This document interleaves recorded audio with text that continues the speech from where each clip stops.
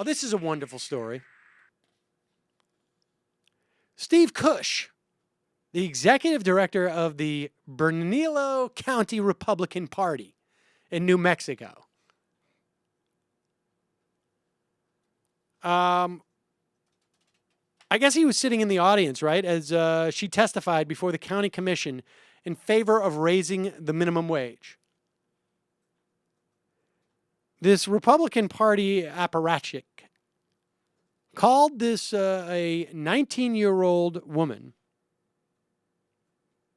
I don't know if she constitutes a woman or a girl at that age. I think probably a woman. Tweeted, "Nice hat, working America chick, but damn, you are a radical bitch." And then Kush went on to his Facebook page. "Uh-oh," he wrote, "another working America chick. Nice boots. I know she makes more than minimum wage." And then he added in his own comments, "She was hot enough to almost make me register Democrat." What a freaking creep.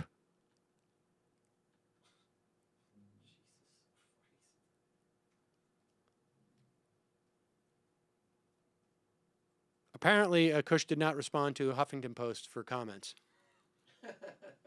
I wonder why.